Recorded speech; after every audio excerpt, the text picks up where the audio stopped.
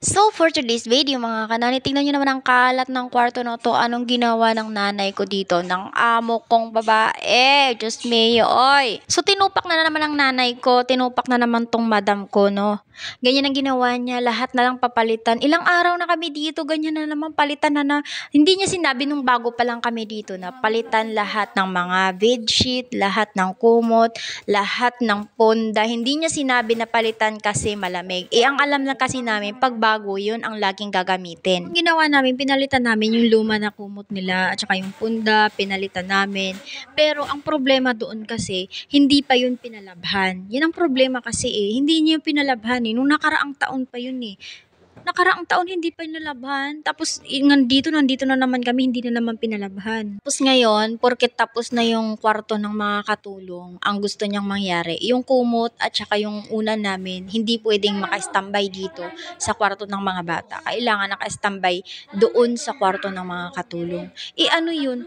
Pag umaga, dadalhin namin doon. Pag gabi, dadalhin namin dito, tas dito matutulog. Problema kasi parang na-allergy siya sa mga gamit namin nung natapos ang kwarto ng mga katulong. Sa totoo lang, hindi naman siya hindi naman siya pinagawa. Binuhat lang siya. Yung parang dati doon na kwarto ng mga katulong, binuhat lang sa likod ng bahay ng amo ko. Bago lang naman doon yung CR tsaka laundry area. Yun lang yung bago kasi yun talaga lahat doon pinagawa. Pero yung dyan, yung kwarto na yan, alam ko binuhat lang yan kasi dati yan ang kwarto ng mga katulong.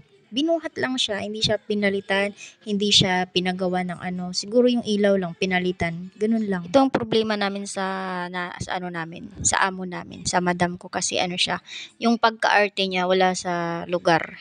Wala sa lugar yung pagka-maarte niya. Minsan, parang mag-aarte siya pero wala naman. Ang ginawa ko, kinuha ko yung kumot at saka yung una namin ng kasama ko ni ate.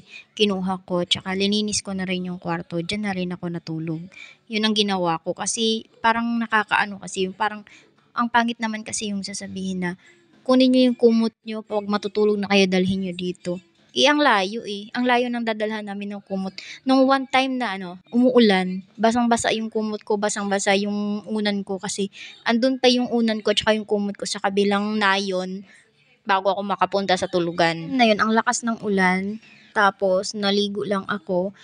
Kahit naligo ako, parang naligo ako ulit Kasi ang lakas ng ulan, hindi ko naman wala akong mahanap na wala akong mahanap na plastic na pwedeng ipangbalot sa kumot at saka sa unan. Kung antayin ko pang humupa yung ulan, Diyos ko, aabutin ako ng madaling araw doon. Tapos nung time na yung kumukulog-kulog pa, may kasamang kidlat. Kaya nag-decide ako na kahit umuulan, dalhin ko yung kumot at saka yung unan ko, papunta na lang doon sa tulugan namin. Tulugan ng mga bata.